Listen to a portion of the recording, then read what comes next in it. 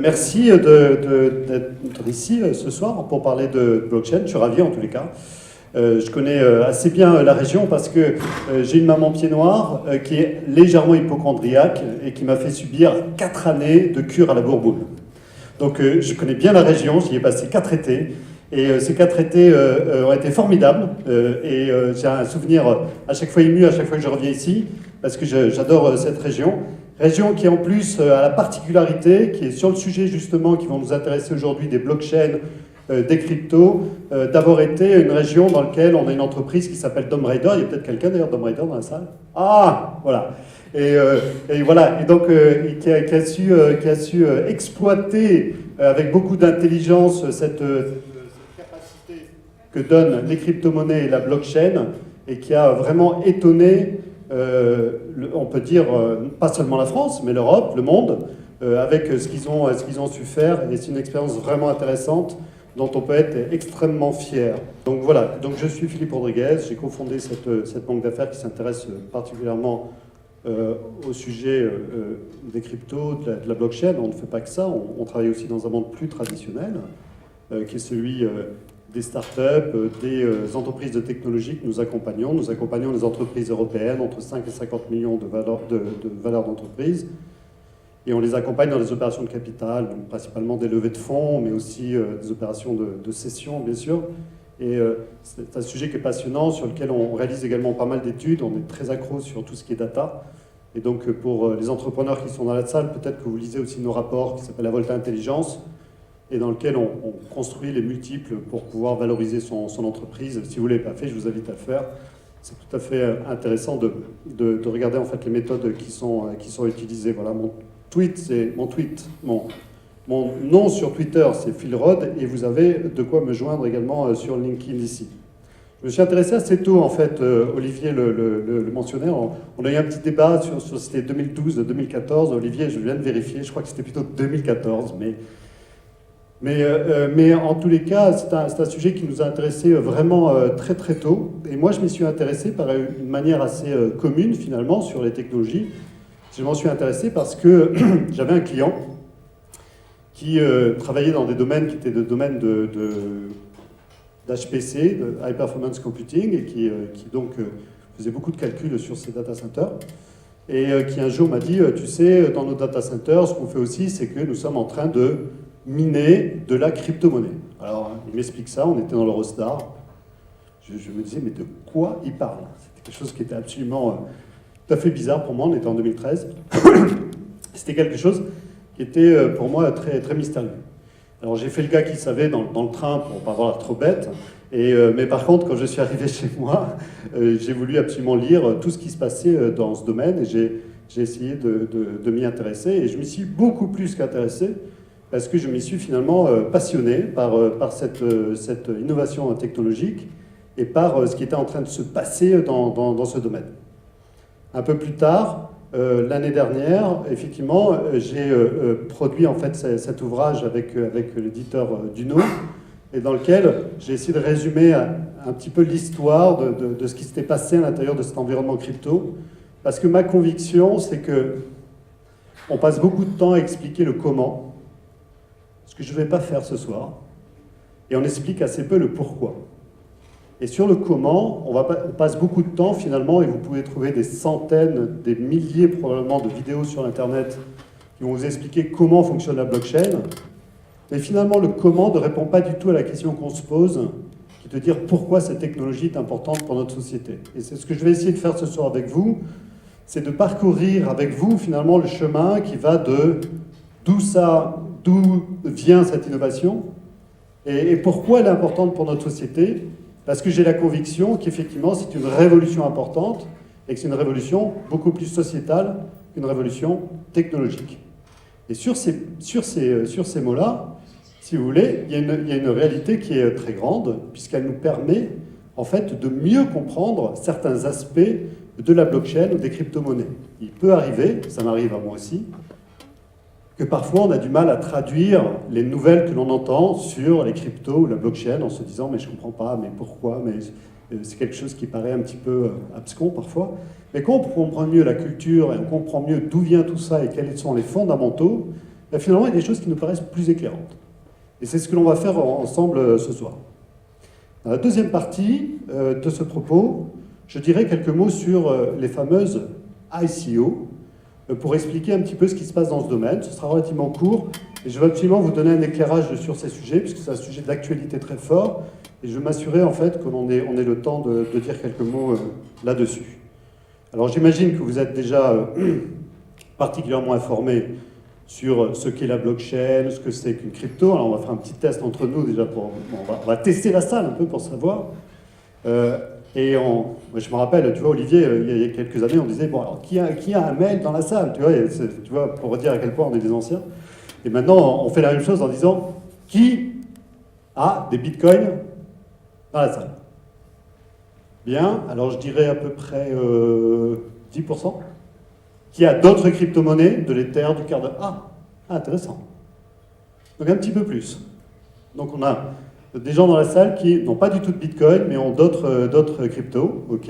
Les deux personnes qui sont ici, qui sont anti-Bitcoin, voilà. Ils ont du Zcash, ils ont des trucs alternatifs, en fait. Hein? Ils ont du Dumb Rider, ben ça va de soi. Voilà, ça me paraît logique. Et ils suivent le cours en ce moment, ils sont en train de vérifier en fait où ça en est. Et c'est intéressant parce que, vous voyez, la possession aujourd'hui de crypto aux États-Unis, c'est 8% de la population des États-Unis. 8% de la population des États-Unis, lorsque le commerce électronique atteint un point d'inflexion, c'est-à-dire un point dans lequel, effectivement, l'accélération va devenir extrêmement rapide par la suite, et un point de non-retour un peu dans le business, c'est à peu près ce point-là. C'est à partir du moment où 8% des Américains ont commencé à acheter en ligne de façon extrêmement régulière. C'est le moment où ça ne s'est plus arrêté. Ensuite, on est parti dans une croissance beaucoup plus grande et une rapidité en fait, de déploiement et d'adoption. On peut imaginer que, vous voyez, en regardant un peu... Bon, il y a un petit biais ici, puisque vous vous intéressez au sujet. Donc on a un petit biais, évidemment, ce n'est pas toute la population qui est ici. Mais en voyant ces chiffres, on sent bien qu'on est à ce moment. On est dans ce moment où il y a un point d'inflexion sur ces sujets. Et je vais vous montrer, en fait... Alors, je vais essayer de... Donc on m'a dit à gauche. Ah oui, il faut que je fasse comme ça. Très bien. Bon. Vous connaissez peut-être cette image, et peut-être vous vous rappelez en fait de ce moment particulier, Kiev 2013, c'est l'hiver en fait, je crois que c'est novembre ou décembre.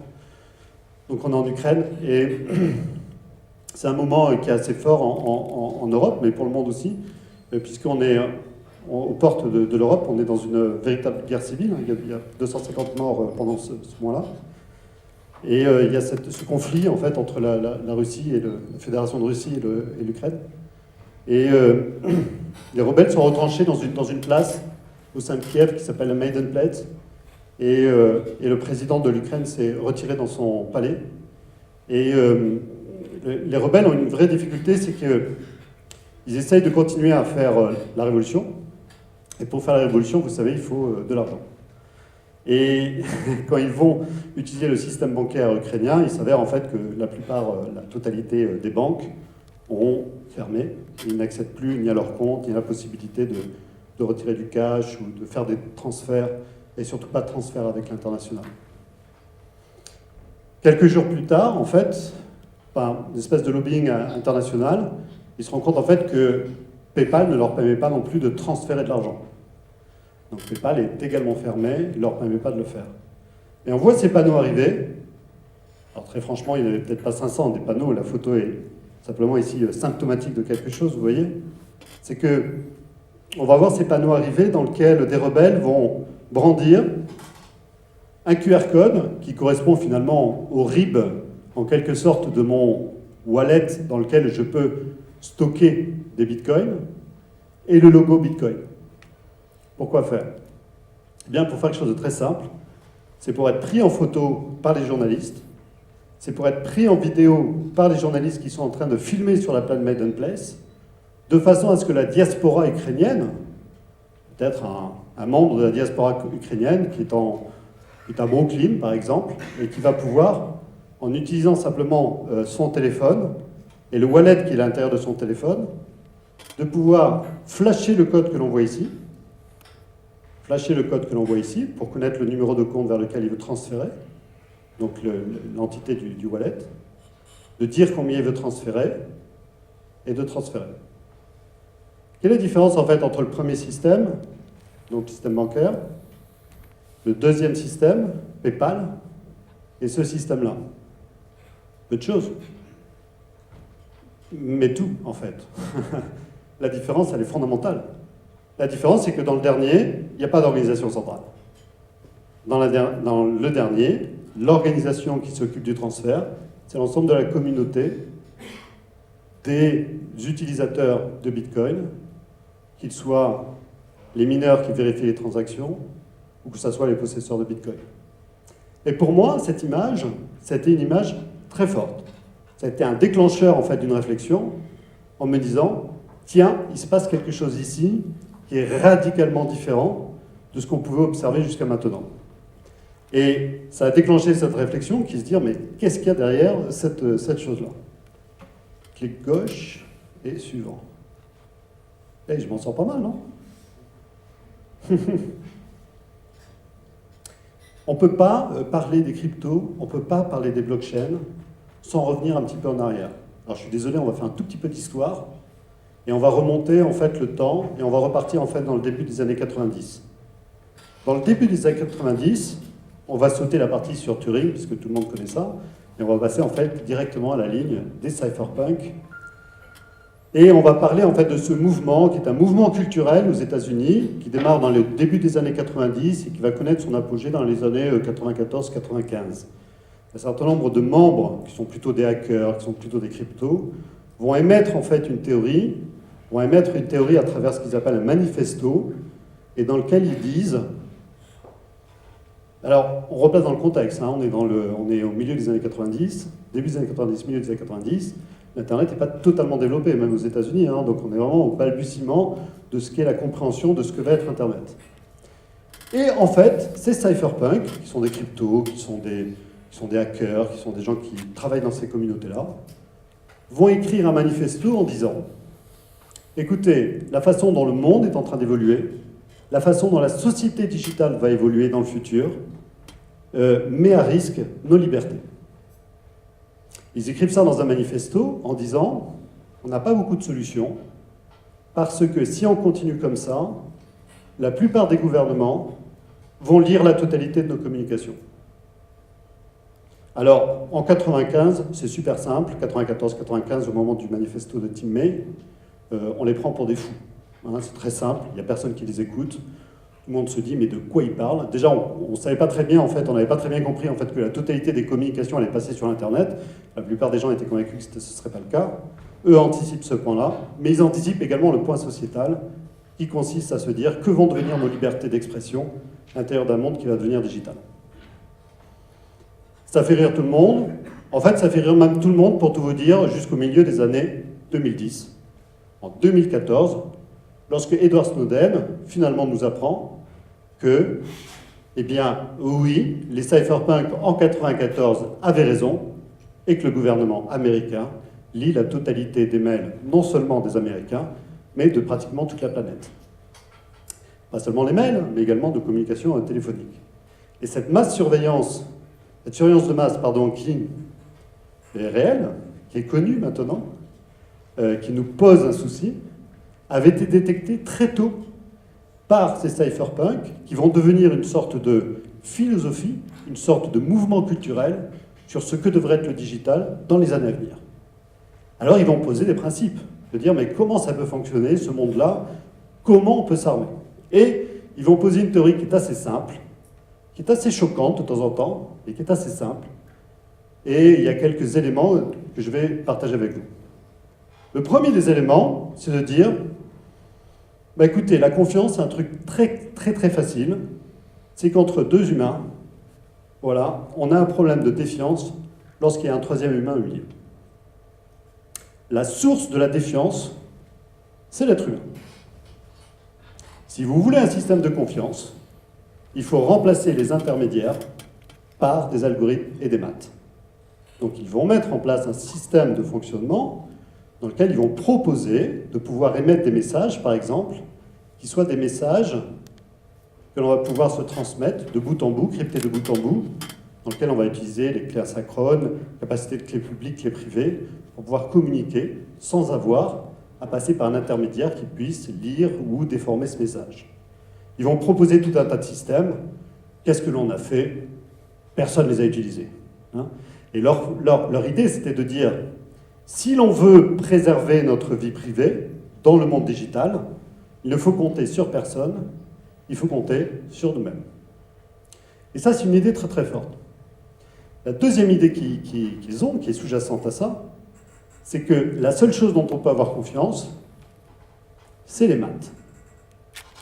Les maths, c'est quelque chose sur lequel on peut s'appuyer pour savoir si quelque chose est vrai ou pas. Tout le reste est source de défiance. Alors pourquoi je parle tant des cypherpunks et qui vont, eux, s'intéresser à l'Internet de la communication, l'Internet du média?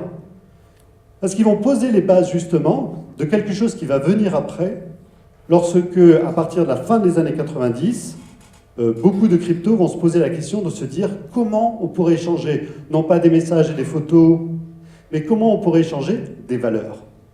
Comment on pourrait échanger quelque chose qui a de la valeur et qui fait que, une fois que je l'ai transmis, je ne l'ai plus, et je peux prouver effectivement que je ne l'ai plus. On va voir comment ce problème a été résolu dans l'histoire. Et on va voir en fait que eux, les cypherpunks, ont une autre façon de résoudre ça. Toute la différence entre l'environnement dit crypto et l'environnement traditionnel, toute la révolution qui est apportée par la blockchain versus les institutions et versus le monde tel qu'on le connaît, est basée par est séparée par ceci. La confiance qu'on peut avoir, soit dans les institutions, soit dans les maths. Qui a confiance en les maths dans la salle? Pas beaucoup, hein? Ah, quand même. Ah si, ok. Alors, qui a confiance dans les institutions? Oh la vache. Bon, ok. Donc, la preuve a été faite. Merci beaucoup. Bonne soirée. Non. À nouveau, il y a peut-être un biais, parce qu'ici, il n'y a que des gens qui sont intéressés par ces sujets.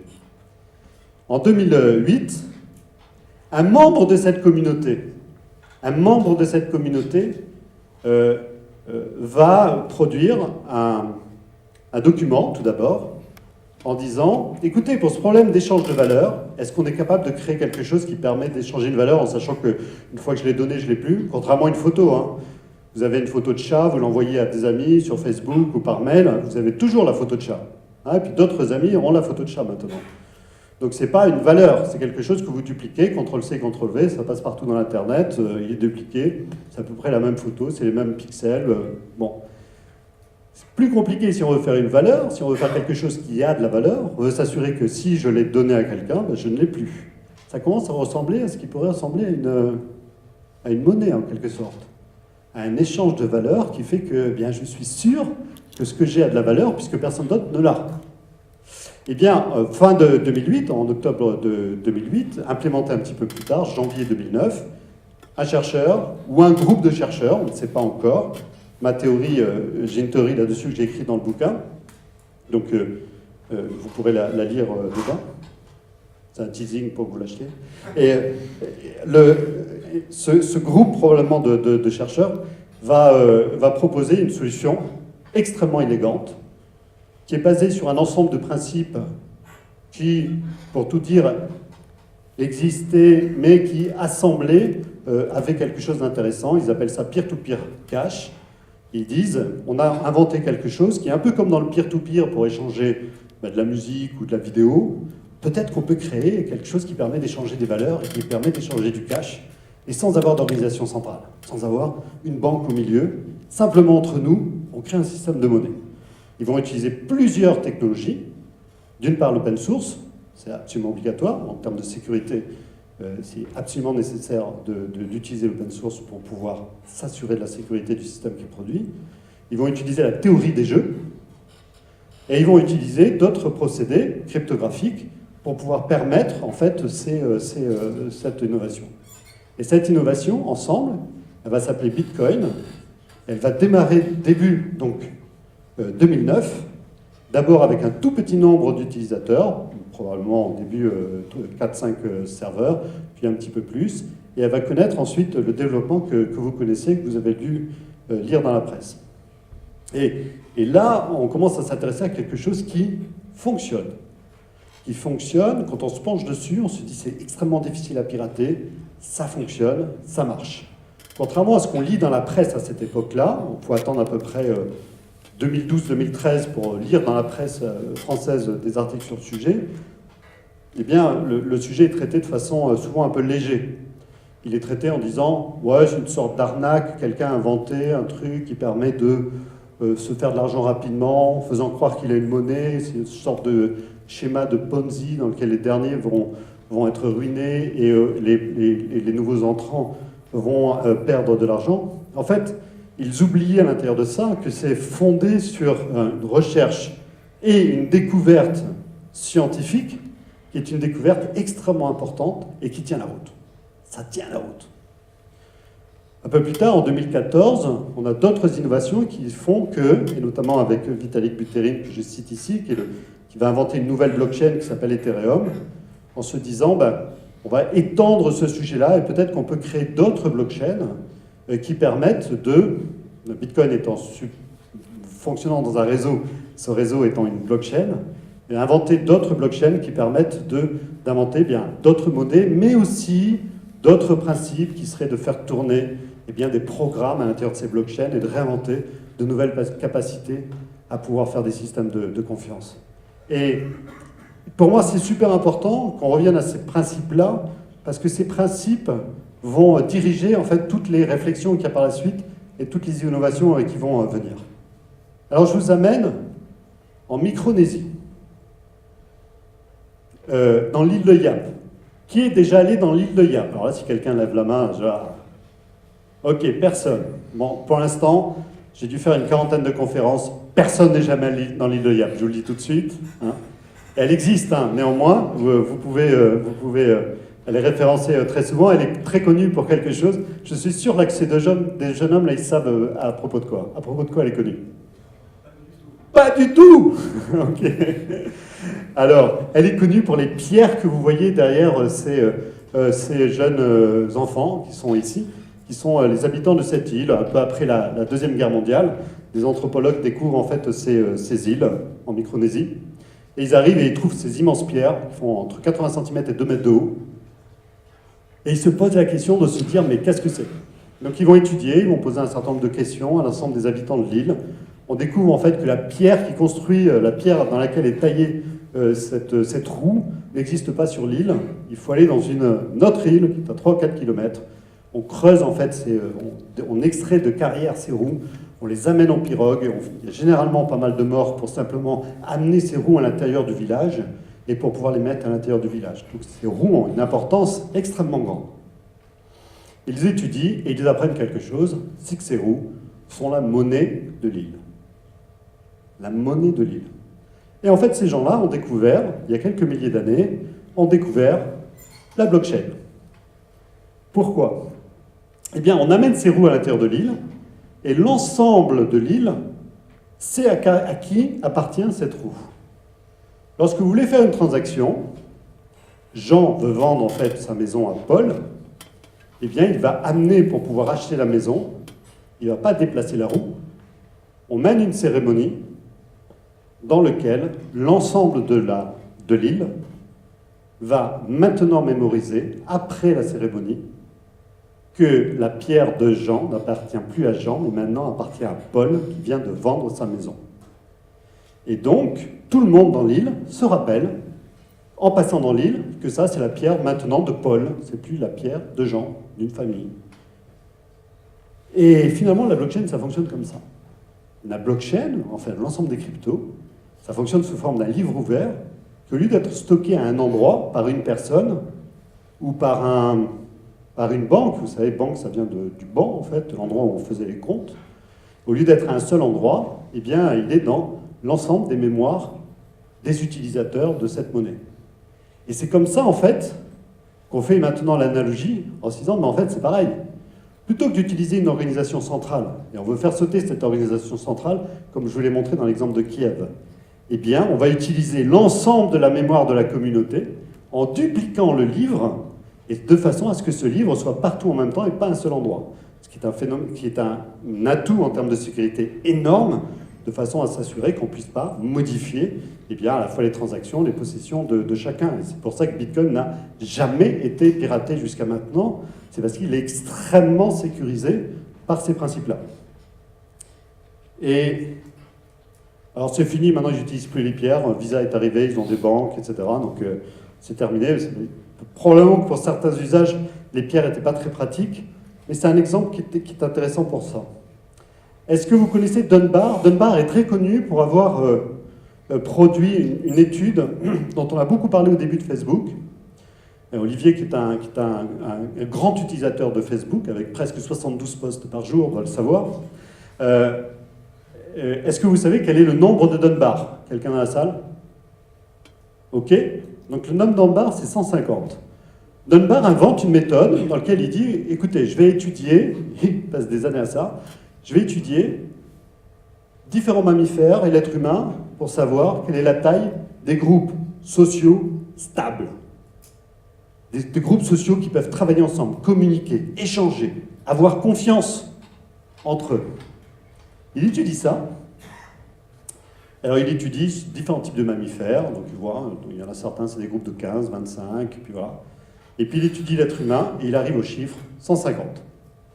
C'est-à-dire que sans utilisation de technologie, sans utilisation de principes de gouvernance de la société dont on va parler dans un instant, et bien entre nous, on peut se faire confiance à peu près à 150 personnes. Hein. Donc c'est pas une très bonne nouvelle pour Olivier, hein, qui a presque 72 000 amis sur Facebook. En fait, tu n'as pas 72 000 vraiment amis sur lesquels tu peux compter. D'accord? C'est plutôt, en fait, 150. Ce qui est pas mal. Ce qui est pas mal. 10 000 ans avant Jésus-Christ, développement de l'agriculture, on ne sait absolument pas développer l'agriculture avec un nombre de Dunbar à 150. Ce n'est pas possible. On ne peut pas commencer en fait à développer des systèmes plus complexes à partir du moment où on se fait confiance à 150. Donc on va inventer une technologie. Cette technologie est très simple. Elle s'appelle les institutions. L'institution étant quelque chose qui est un pourvoyeur de confiance dans lequel on va dire, eh ben, on peut travailler à plus nombreux, on peut échanger, on peut avoir confiance entre nous. La monnaie qui est émise, on a confiance en elle. C'est une convention, mais je sais qu'elle est probablement vraie parce qu'elle est émise par un roi, elle est émise par une cité grecque, elle est émise par une banque, elle est émise par une banque centrale aujourd'hui, on l'a sous forme de billets, et on a confiance dans cette institution. On a besoin des institutions pour battre le nombre de Dunbar. Et c'est intéressant ce que vous avez fait tout à l'heure, parce que je vous ai demandé est-ce que vous avez confiance dans les maths, est-ce que vous avez confiance dans les institutions. En fait, vous m'avez dit les institutions, pas trop. Hein, et pourtant, c'est le seul système qu'on a. Donc c'est intéressant, parce que c'est le seul système que nous avons, et c'est le système dans lequel, c'est le système qui est pourvoyeur de confiance, et de temps en temps, vous êtes un peu défiant. Vous vous dites, ok, les banques, je ne suis pas sûr de leur faire 100% confiance. Il y a des banquiers dans la salle. Moi, je suis banquier, donc ça, je suis à l'aise. Ouais. Voilà, donc de temps en temps, on nous dit, je ne suis pas sûr, On a bien sûr une des institutions qui sont les institutions démocratiques, dont on va parler tout à l'heure. Les institutions démocratiques, on n'a pas mieux. Et de temps en temps, on est un peu défiant quand même. On se dit, est-ce que ça marche vraiment comme ça devrait marcher? On a des institutions de solidarité, la retraite, auxquelles on se dit, peut-être on n'est pas sûr d'être totalement payé de nos retraites dans le futur, donc est-ce qu'on a vraiment confiance dans le fonctionnement de nos institutions? Donc, à la fois des pourvoyeurs de confiance et des pourvoyeurs de confiance dans lesquels, de temps en temps, on a quelques petits doutes. Alors, vous allez voir que c'est basé, en fait, sur une théorie super simple. C'est que, finalement, si on revient, en fait, à ce sujet de pourquoi la blockchain, c'est le disrupteur de quelque chose qui s'appelle la confiance. C'est le remplacement de la confiance en tant que quelque chose dont on a besoin pour faire fonctionner nos sociétés, et qui va être remplacé par autre chose. Mais qu'est-ce que la confiance, tout d'abord? La confiance, c'est un état d'esprit psychologique, hein. Un peu comme être joyeux, ou être triste, ou etc. On est dans un état de confiance, on est dans un état de colère, on est dans un état de sérénité, on est dans un état de confiance. Et cet état psychologique, sa définition, c'est que, en fait, c'est un pari sur le fonctionnement d'autrui. C'est un pari sur la bienveillance d'autrui. Hein, alors pour les hommes, alors je sais qu'on se rase de moins en moins maintenant, c'est les années 2000, c'est comme ça, 2010. Mais pour ceux qui se rasent, ou ceux qui sont allés par exemple chez un barbier, vous avez vécu cette expérience, vous êtes un petit peu en arrière comme ça, et il y a un gars qui arrive avec une très longue lame, et il s'approche de vous, et il va commencer à vous raser. Bon, je ne sais pas si, je pense que vous avez tous eu l'impression que j'ai eu, moi aussi, en vivant cette expérience, on se dit, pourquoi le gars ne me tranche pas la gorge, hein? Et c'est ce moment, en fait, dans lequel on se met, qui est l'étape psychologique de confiance, qui est de dire, je fais un pari sur la bienveillance du barbier. Je n'en suis pas sûr 100%, donc je prends un pari, j'ai un petit risque, mais je vais prendre ce pari parce que j'y crois. Et finalement, la confiance, on peut l'appliquer au barbier, mais on peut l'appliquer à la banque, on peut l'appliquer aux institutions, on peut l'appliquer à la démocratie. Lorsque j'ai versé 50 000 € sur mon compte en banque, je fais le pari de la bienveillance de la banque qui ne va pas partir avec mon argent. Hein, à la fois par l'expérience et par ce phénomène d'institution qui fait qu'on m'a inculqué très jeune l'idée que la banque est une institution dans laquelle je peux avoir confiance. Voilà. Et qui est basée sur une croyance. Basée sur une croyance et pas basée sur des faits. Hein, je n'ai aucun fait qui me prouve en fait que la banque ne va pas prendre mon argent. C'est simplement que c'est une croyance. Personne ne lit les contrats de la banque. Donc c'est pas basé sur des faits, c'est basé sur la croyance et notre éducation. Alors je reviens aux cypherpunks. Nos cypherpunks, ou les gens qui travaillent dans cette communauté blockchain, eux ils disent, c'est une hérésie. On ne peut pas faire confiance à un gouvernement, à une banque, à quoi que ce soit, qui soit des institutions, qui soient centralisées et qui sont gérées par des êtres humains. Il nous faut un nouveau système. Ce nouveau système doit être basé sur ces technologies blockchain qui permettent de s'assurer, par les mathématiques, par une preuve formelle, que ce qui est fait est vrai. Et le moins d'êtres humains là-dedans, le mieux. Vous êtes en état de choc, c'est normal. C'est quelque chose qui est extrêmement choquant. Pourquoi? Parce que depuis qu'on est tout petit, on nous explique exactement l'inverse. On nous explique en fait qu'une société de confiance, elle est construite grâce en fait aux relations qu'on a entre êtres humains et que finalement les êtres humains nous aident en fait à bâtir cette confiance et qu'on a confiance entre nous parce qu'on se fait confiance entre êtres humains. Et là on est dans une position radicale, totalement différente et qui va à l'opposé de ça.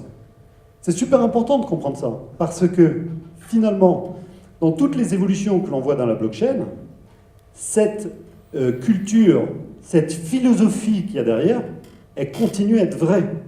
Elle continue à être vraie de façon à se dire comment on peut améliorer notre société en ayant moins d'êtres humains qui centralisent notre système pourvoyeur de confiance. Et ceci va s'appliquer à beaucoup de choses. Et une société, c'est essentiellement il y a tout ce que l'on connaît sur la société de confiance. C'est quoi? C'est comment on prouve son identité. Donc on a besoin de système. Aujourd'hui, comment on prouve son identité? On prouve son identité par les institutions. Ce sont les institutions qui délivrent en fait notre capacité à prouver notre identité. Comment on délivre le fait qu'on est propriétaire de quelque chose, que mon compte en banque dispose en fait de tant d'argent sur mon compte en banque? On ne peut pas le faire entre nous, ce n'est pas une convention entre nous. On utilise un médium. Ce médium, c'est une institution, c'est la banque. Comment je peux prouver que cette maison m'appartient bien? On passe par une institution. Cette institution, ça va être des actes notariés qui vont être signés et qui vont être archivés et qui vont permettre de le prouver. Et on a besoin, pour faire fonctionner une société, de pouvoir échanger également. Et ça, on a besoin d'institutions pour échanger. On a besoin d'une bourse pour pouvoir échanger des titres. On a besoin de systèmes monétaires pour pouvoir échanger des monnaies. Et on a chaque fois besoin, on l'a fait depuis moins 10 000 avant Jésus-Christ, on a créé en fait ces institutions qui nous permettent d'avoir ces médiums pour pouvoir échanger. Il va falloir mener des contrats. Est-ce que si pour le futur, un contrat nécessitant une exécution future, Je signe quelque chose, quelle va être ma pénalité si je ne le fais pas, quelle va être en fait la conséquence du contrat que j'ai signé. On va utiliser en fait ce phénomène aussi d'institution, à la fois avec la justice, mais également avec tout le système contractuel qu'on a mis en place. Et puis globalement le marché. Eh bien, dans la communauté blockchain, et probablement que Namreda est un exemple tout à fait frappant, c'est exactement cette recherche de comment on peut remplacer des institutions par des systèmes qui sont des systèmes décentralisés, le remplacer par des algorithmes dans lesquels on a moins d'organisation centrale et dans lesquels, en fait, les communautés qui veulent faire fonctionner ces systèmes, eh bien, ne vont pouvoir le faire entre elles sans faire appel à des institutions. C'est le sujet qui anime aujourd'hui cet écosystème à la fois technologique, vous voyez aussi qui est animé aussi par quelque chose de plus profond, probablement une culture ou une philosophie. On a besoin de quoi? Pourquoi on a besoin de confiance, en fait? Et prenons le problème différemment. Où sont les endroits dans lesquels on a besoin de confiance aujourd'hui dans le monde qui vient? C'est-à-dire, où est-ce que finalement on a besoin de se mettre d'accord tous entre nous, pas simplement au niveau probablement d'une ville, pas forcément au niveau d'un pays, mais probablement au niveau de la planète, pour pouvoir faire avancer le monde. Eh bien, en voilà déjà 5. Il y en a probablement plus. Mais en voilà déjà 5 que je me permets de commenter avec vous. Est-ce que le web que l'on a, est-ce que la société digitale que l'on a, est-ce que la façon dont nos données sont protégées, est-ce que la façon dont on échange aujourd'hui sur l'Internet, la façon dont on donne sa vie privée à un certain nombre d'acteurs fonctionne comme ça devrait? La réponse est non. Et on a vraiment de plus en plus la conviction qu'en fait ça ne fonctionne pas tout à fait comme ça devrait. Et cette révolution, cette transition qui est une transition numérique, comment on va opérer cette transition numérique pour qu'il y ait moins d'organisations centrales qui, évidemment, ont des difficultés à sécuriser nos informations? Comment on fait pour qu'un certain nombre d'informations qui nous sont privées restent chez nous et n'ont pas besoin d'être stockées dans tout un tas d'endroits dans lesquels ça ne fait aucun sens? L'Europe a beaucoup bougé sur ces sujets grâce aux différentes dispositions qui sont mises en application maintenant depuis le mois de mai, mais il reste encore beaucoup à faire, et à travers une éducation de chacun d'entre nous, pour s'assurer que l'on travaille différemment ces sujets dans un monde nouveau qui arrive.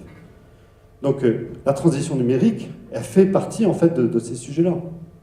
La transition écologique, comment fait-on pour arriver à se mettre d'accord avec autant de pays? Est-ce que vous trouvez que ça progresse suffisamment vite aujourd'hui? Ou est-ce qu'on est plutôt stable? Ou est-ce qu'on est plutôt dans un environnement dans lequel on avance et puis de temps en temps, Trump ou pas, on a effectivement des reculs sur cette transition énergétique?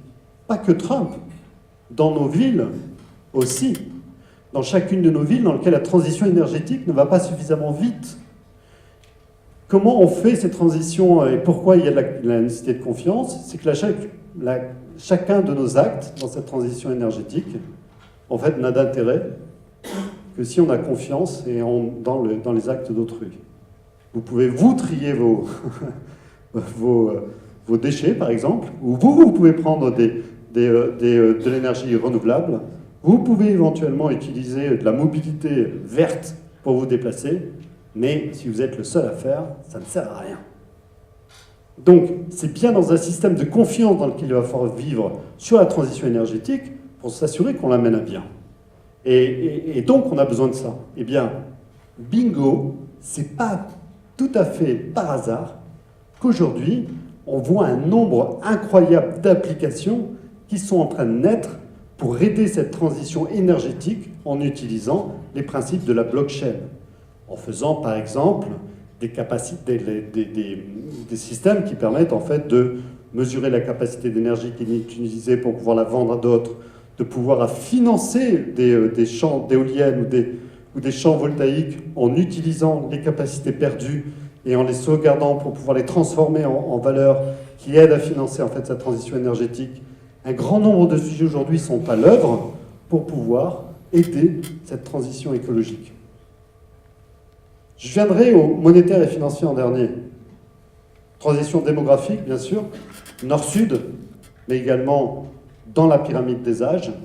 il est clair en fait qu'on peut mettre en place des systèmes, et on voit tout un tas de nouvelles applications qui sont en train de naître, notamment des sortes de fonds de pension crypto dans lesquels on est assuré en fait que l'argent qu'on a mis, on est capable de le tracer pour être sûr en fait de pouvoir le retrouver plus tard à sa retraite.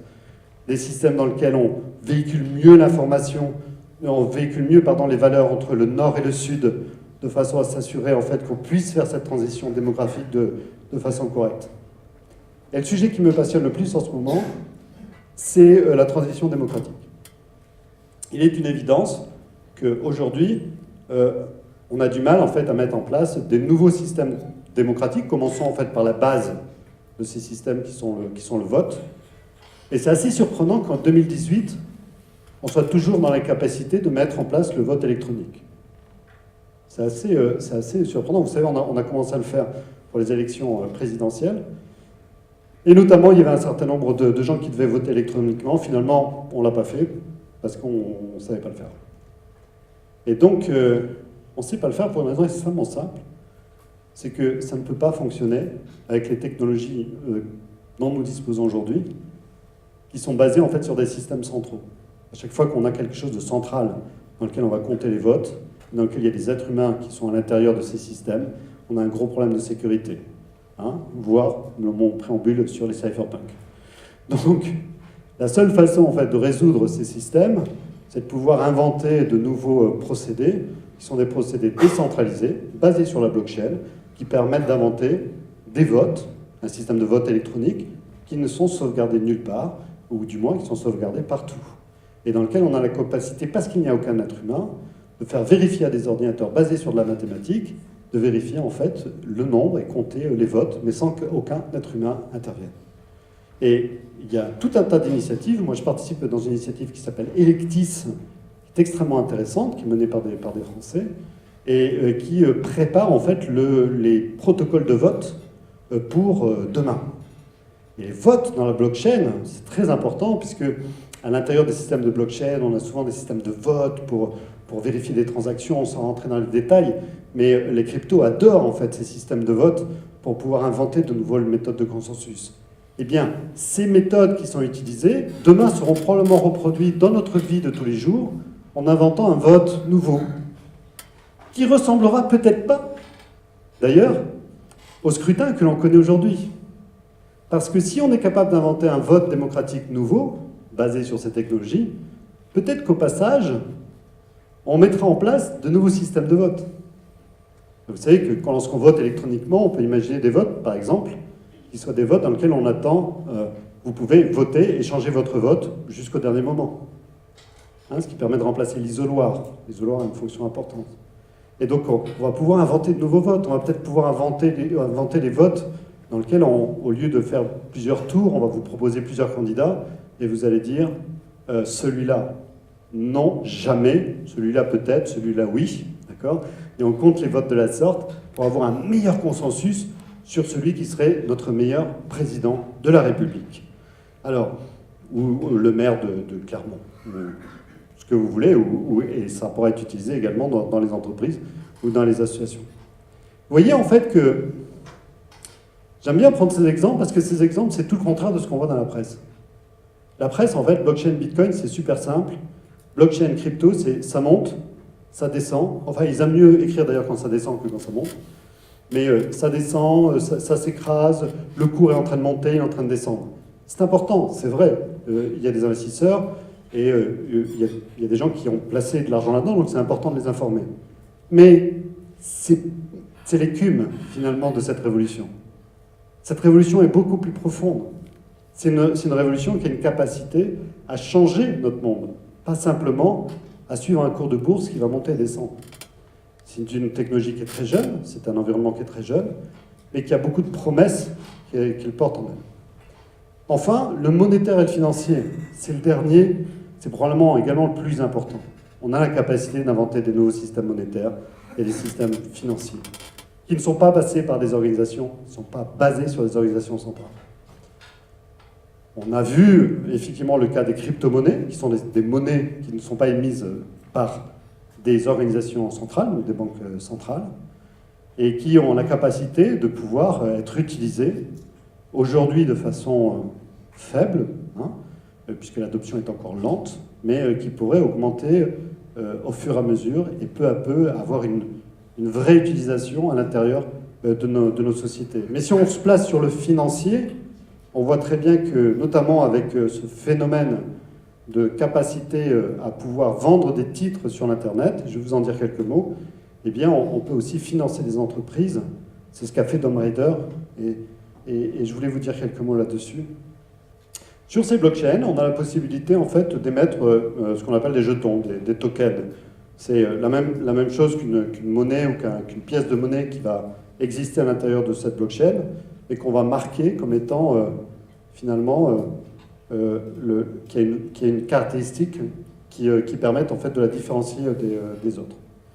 Et j'ai la possibilité d'émettre des jetons, comme vous pourriez mettre vous pourriez imprimer des billets de banque, ou lorsque vous jouez au Monopoly, imprimer des jetons ou des jetons pour le poker. Vous allez pouvoir, sur une blockchain, créer vos propres jetons, et ces jetons vont représenter l'ensemble de votre projet. Beaucoup d'entreprises extrêmement innovantes ont décidé finalement que pour financer les activités d'innovation dans lesquelles elles étaient, plutôt que d'aller voir des investisseurs traditionnels qui vont acheter des parts de leur société ou de créer une société dans laquelle on va vendre des parts de cette société, ils ont décidé de passer par une sorte de marché alternatif dans lequel on va vendre des tokens que je vais produire et je vais les échanger soit contre de l'argent fiat, comme on dit, donc des dollars, de l'euro, du yen, soit contre d'autres crypto-monnaies. Donnez-moi des bitcoins et de l'Ether, et je vais conserver ces bitcoins et de l'Ether pour développer mes systèmes. Quel est l'avantage particulier de cette chose-là? L'avantage particulier, c'est que grâce à cette caractéristique que je vous ai expliquée tout à l'heure, qui est faire que ces tokens, on est capable de prouver la propriété, on est capable de dire combien j'en ai vraiment et de prouver que je les ai, on peut commencer en fait à les échanger, comme on échange de la monnaie. On peut échanger ces titres et de faire qu'ils aient une valeur, et une valeur qui permet aussi d'être liquide. Donc depuis, se sont créées également des places de marché qui permettent d'échanger ces tokens, une sorte de bourse, et ces bourses permettent en fait de voir votre projet, d'une part être financé, parce qu'on appelle une émission primaire qu'on finance, mais qui permet également d'être tout de suite coté, échangé sur un marché, et donc de voir votre projet évoluer. C'est ce que font les gens de Dom Raider, ils suivent le cours tous les jours. Probablement pas, mais c'est quelque chose de très nouveau. C'est quelque chose de très nouveau et très intéressant. C'est quelque chose de très nouveau et très intéressant parce que ça permet de financer différemment l'innovation. Placez-vous du côté de l'investisseur. Jusqu'à présent, lorsque vous financez une entreprise innovante, le procédé est à peu près toujours le même. Vous essayez de rentrer assez tôt dans l'entreprise, vous allez acheter des actions de cette entreprise, et vous allez attendre un moment dans lequel vous allez pouvoir vendre ces actions. Soit parce que l'entreprise est revendue, soit parce qu'elle rentre en bourse, soit parce que d'autres financiers vont venir acheter vos titres. Période entre 7, 8, quand ça se passe bien, une dizaine d'années, plus quand ça se passe moins bien. D'accord ? Opportunité réelle de pouvoir vendre ces titres, lorsqu'on regarde les statistiques qui sont données par Atomico chaque année, entre le moment où vous investissez très tôt dans une entreprise et le moment où vous avez une chance de sortir avec une plus-value, de l'ordre de 3-4%. Donc ça reste un investissement assez risqué. Bien sûr, on raconte généralement que les histoires qui marchent, et on ne raconte pas les 96% qui marchent moins bien, dans lesquels vous avez investi au début, et vous n'avez pas le retour que vous attendiez à la fin, ou vous n'avez pas la liquidité. Vous avez toujours ces titres-là, mais ils ne valent rien, parce que personne ne veut vous les acheter. Dans ce système-là qu'on est en train de montrer, qui est un système alternatif d'ICO, on est dans un système totalement différent. Placez-vous du côté de l'investisseur.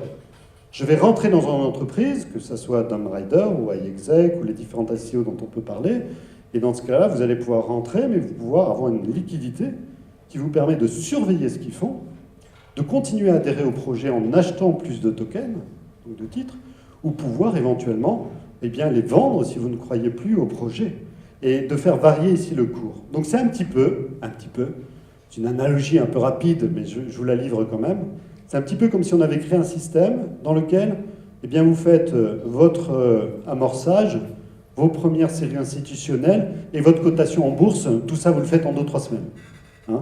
Vous faites tout ça en même temps dans un système un petit peu différent qui vous permet de faire ça.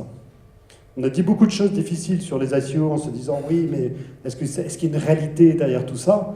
Moi, je crois qu'il y a une réalité, puisque ces personnes qui achètent ces tokens, dedans, il peut y avoir un certain nombre de spéculateurs. Et évidemment, on a besoin aussi de la spéculation pour faire marcher les marchés, mais on a aussi des gens qui croient. Et on a aussi des gens qui croient aux slides qu'on a présentés auparavant concernant cette révolution qui est en marche.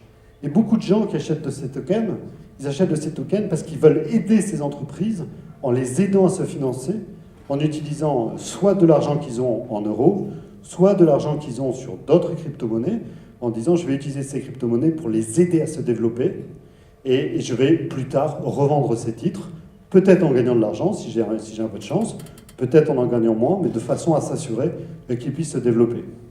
Et l'origine de l'ICO, en 2017, c'est très nouveau, hein, en 2017, l'origine de l'ICO, c'était ça. C'était des groupes de développeurs qui se disaient, c'est probablement un peu différent pour Tomb Raider, mais pour certaines entreprises, c'était vraiment ça. C'est beaucoup de développeurs qui étaient en train de développer de nouvelles applications sur blockchain et qui sont allés voir les venture capitalistes et qui ont dit on a besoin d'argent pour continuer à développer et pour inventer de nouvelles choses. Les venture capitalistes ont dit on n'est pas sûr de pouvoir le faire, c'est un environnement qu'on ne connaît pas bien et c'est un environnement sur lequel on n'est pas très à l'aise. Et en 2017, ce qui s'est passé dans le même temps, c'est qu'il y a eu la montée, une sorte de grand développement en fait, de la valeur des crypto-monnaies. Et finalement, les entrepreneurs de cette communauté se sont dit mais on va arrêter d'aller voir des venture capitalistes ou des financiers. L'argent, nous l'avons. Milieu 2017, la valeur de la totalité des crypto-monnaies, c'est 750 milliards. Donc ils ont 750 milliards à leur disposition. Ils sont simplement allés voir la communauté blockchain en disant envoyez vos Ethers, envoyez vos bitcoins, et on va développer ensemble les prochaines applications dont on a besoin pour la transition et développer de nouvelles applications pour rendre ce rêve, cet idéal qui est en train d'être construit, eh bien ils se sont rendus compte qu'ils avaient l'argent pour le faire. Et c'est comme ça que ça s'est fait. En 2018, les ICO ont connu en fait encore une nouvelle révolution avec des opérations extrêmement importantes. La première d'entre elles, qui arrive en février 2019, ce sont les frères Durov. Donc l'entreprise qu'ils ont créée s'appelle Telegram. Ils avaient auparavant une autre entreprise en Russie qu'ils ont vendue en Russie.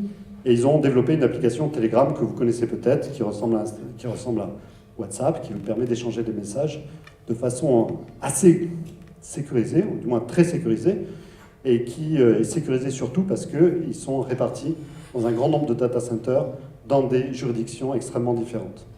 Et les frères Durov se sont dit, bien, on a suffisamment maintenant d'utilisateurs, 220 millions d'utilisateurs mensuels actifs par mois, 500 000 utilisateurs nouveaux par jour, un demi-million d'utilisateurs par jour. Donc ils se sont dit, on est dans une belle phase de croissance d'utilisation. Partout dans le monde, on utilise nos applications. La France est un petit pays pour Telegram, moins de 5-6 millions d'utilisateurs. Mais si on prend par exemple l'Iran a plus de comptes Telegram que la population iranienne. Donc là, on est vraiment dans tout le monde a un compte Telegram. Et comme par hasard, si vous regardez en fait tous les endroits où on a des problèmes de liberté d'expression, il y a une forte utilisation de Telegram. Hein. Donc évidemment, puisque WhatsApp appartient à Facebook, que les autres systèmes en fait sont moins de confiance que celui-là. Je ne sais pas s'il est totalement de confiance, mais en tous les cas, les autres sont moins de confiance. Et ils imaginent en fait créer une nouvelle monnaie. Ils se disent, mais si on est capable de rajouter un wallet dans nos systèmes Telegram, alors on peut créer aussi une nouvelle monnaie, on peut créer une nouvelle blockchain. Et ils créent une nouvelle blockchain qui s'appelle TON, et une nouvelle monnaie qui s'appelle le Gram. Donc TON, c'est pour Telegram Open Network. Et le Gram TON, vous avez compris la blague, c'est une référence avec le poids. Et ils vont lancer une ICO dans laquelle ils disent en fait à la communauté des investisseurs, on veut bien recevoir un petit peu d'argent fin février pour pouvoir lancer nos opérations et surtout faire une réserve, parce qu'ils veulent créer une réserve algorithmique qui leur permet de créer une sorte de banque centrale dans laquelle ils veulent maintenir le prix du gramme à un bon niveau. D'accord ? Ils reçoivent 850 millions de dollars en février. Et ils se rendent compte en fait qu'ils ont une possibilité de continuer à le relever de l'argent. Ils refont une nouvelle opération un mois après. Ils reçoivent à nouveau 850 millions de dollars de la part en tout 90 investisseurs, 1,7 milliard de dollars pour pouvoir lancer leurs activités. C'est pas mal pour une équipe de 15 développeurs. C'est beaucoup d'argent. C'est beaucoup d'argent qui ne va pas servir simplement au développement, parce qu'ils n'ont pas besoin de cet argent pour développer. Ça va servir pour servir de masse monétaire qui permet en fait d'avoir une contrepartie pour faire que le gramme ne puisse pas s'envoler ou s'écrouler, parce qu'ils peuvent effectivement utiliser ces réserves, comme on le fait dans les banques centrales, pour maintenir la stabilité du prix. Le nouvel entrepreneur américain va inventer aussi de nouveaux systèmes de blockchain de façon à concurrencer celui qu'on a vu tout à l'heure qui s'appelle Ethereum, qui s'appelle EOS. Il vient de mener une opération il y a 15 jours. Ils ont levé 4 milliards de dollars pour mettre en place ces nouvelles blockchains qui vont permettre de développer les nouvelles applications dont on a besoin dans cette transition. On est sur un mouvement très fort. On est sur un mouvement très lourd. On est dans quelque chose qui a une capacité de disruption extrêmement grande. Donc, ce sont de nouvelles entreprises qui n'ont plus de titres, qui n'ont plus d'actions, qui travaillent dans des juridictions assez éparses et qui aujourd'hui sont en train d'inventer un nouveau système de fonctionnement qui ressemble un peu au post-capitalisme, dans lequel les entreprises, ou du moins les organisations, vont devenir des organisations décentralisées qui ne sont pas gérées par un actionnariat, qui ne sont pas gérées fatalement par des êtres humains, mais plutôt par des contrats qui vivent à l'intérieur de ces blockchains. Et les nouvelles entreprises de demain ressemblent à ça. Donc, mauvaise nouvelle, les startups, c'est hyper ringard. Ok? Les startups, c'est top ringard. C'est-à-dire les startups dans lesquelles je mets beaucoup de capital, il y a des venture capitalistes qui arrivent, et puis on essaye de faire grossir le truc de façon à ce que les venture capitalistes récupèrent des centaines de millions de dollars. Top ringard. Hein? Ce qui est la nouvelle tendance et qui permet en fait de faire des applications qui vont servir à quelque chose pour la planète, ça ressemble plutôt à des organisations décentralisées dans lesquelles ce n'est pas une équipe de management qui essaye de devenir milliardaire, ce sont des gens qui développent des applications sur la blockchain et qui vont utiliser une grande communauté de gens qui vont financer, grâce à ces systèmes d'ICO, de vraies innovations. Ma conviction, elle est super simple. Elle est super simple. Les innovations de demain, qui servent à quelque chose pour la planète, vont sortir de la blockchain et des organisations décentralisées. Les trucs qui ne servent à rien vont continuer à sortir d'organisations centralisées. D'accord? Pour moi, c'est super clair. Intelligence artificielle, on a besoin de systèmes décentralisés. Il y a plein de projets dans ces domaines parce qu'on en a besoin. Si vous voulez continuer à faire de l'échange de photos de chats, Facebook, c'est parfait. D'accord? Si on veut faire un des systèmes qui nous permettent d'échanger réellement de l'information, il nous faut un autre système. Regardez, je vais vous donner un exemple super précis. Il y a un gars, dans les années 2000, il fait le tour des venture capitalistes parce qu'il a une idée géniale. Il voudrait créer un système qui est une encyclopédie pour la planète, en plusieurs langues, dans lequel les contributeurs sont les utilisateurs. Il fait le tour de tous les VC à San Francisco. Tous les VC lui disent quel est le business model. Première chose qu'on apprend aux entrepreneurs, et ici, j'imagine, dans cette noble institution. Quel est le business model? Il dit le business model, j'en ai pas. Parce que moi, ma mission, c'est de livrer le savoir du monde à l'ensemble du monde. Il n'y a pas de business model. On m'a dit, il n'y a pas d'argent pour toi. Et il crée cette application qui s'appelle Nupedia, qui permet en fait de pouvoir stocker des informations et de la connaissance, qui va être transformée en une autre application qui s'appelle Wikipédia, qui devient le 5e site le plus visité au monde, et qui devient effectivement ce cœur décentralisé, totalement décentralisé, qui nous permet d'échanger de la connaissance. Est-ce qu'on a besoin d'avoir des actions d'ailleurs? On a besoin d'avoir des titres? On a besoin d'avoir des venture capitalistes? On a besoin d'avoir des banquiers? Non. Donc c'est la conclusion de mes propos. Ce que je voulais dire, c'était que, je crois que c'est le dernier slide, que je vous ai abruti avec toutes mes...